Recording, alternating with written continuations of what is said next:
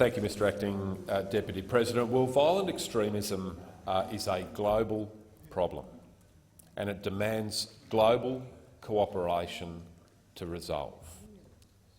What it doesn't need is unilateralism, and this bill is an embodiment of the kind of unilateralism that will make it more difficult to address the significant and serious global challenge of violent extremism. It ought to be self-evident to us all that we cannot make Australia and Australians safer by making the world a more dangerous place. We can't simply wash our hands of our violent extremists, but unfortunately that's what this legislation sets up the capacity for the Australian government to do. It's worth noting words from Professor Ben Saul from the University of Sydney, who says this: under United Nations Security Council resolutions since 2001, every country has legal obligations to prevent, investigate, apprehend, prosecute and punish terrorists. Those are the obligations placed on us by resolutions of the United Nations Security Council. We have actually long supported those resolutions as a country. And I remind the Senate again, apprehend, prosecute and punish terrorists. Those are our international obligations, and as a good global citizen, that is what our legislation should seek to achieve.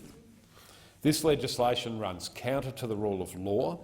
It creates two separate classes of citizenship in this country.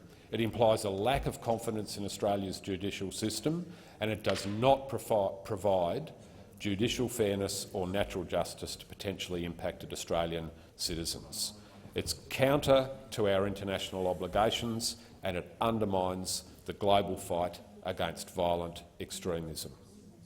The best place for Australian citizens who are violent extremists is prosecuted, convicted, locked up in Australian prisons for a long time where they can do no further harm, not exported into a global marketplace of disenfranchised, violent people, because that, unfortunately, is the risk that we are facing thanks to this legislation. We have a duty in this country to people of other nations, and we have a duty to our citizens abroad to keep them as safe as possible. It's worth pointing out that other countries that have implemented provisions such as this, like Canada, are now in the process of repealing them on the basis of the very arguments that the Greens have made against this legislation in the parliament here this week.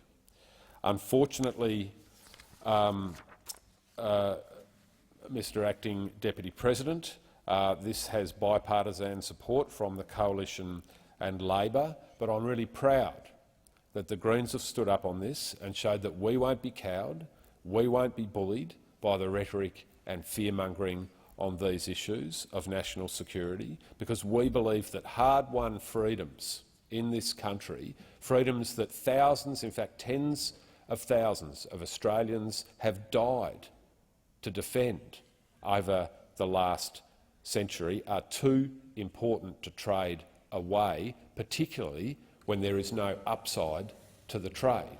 In fact, this legislation has downside. So even my use of the word trade is questionable in this context.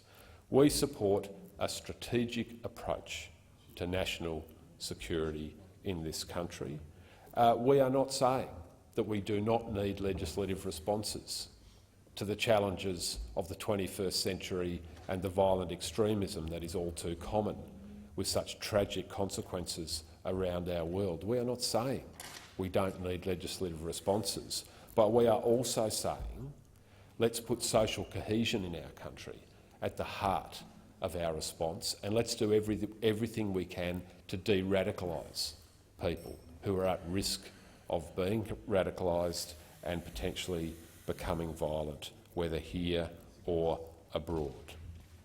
So, Mr Acting Deputy President, we sincerely hope that some of the risks that we have identified in this legislation, that the world will become more dangerous as a consequence, that Australians will be placed at higher risk as a consequence, we sincerely hope that those risks do not turn out to be true, and that in fact what we are concerned about does not occur.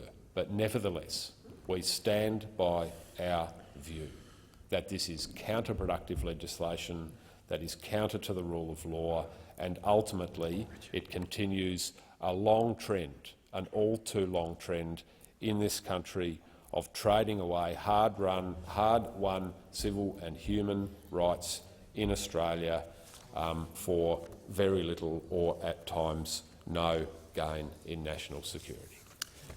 Thank you, Senator McKim. If there's no other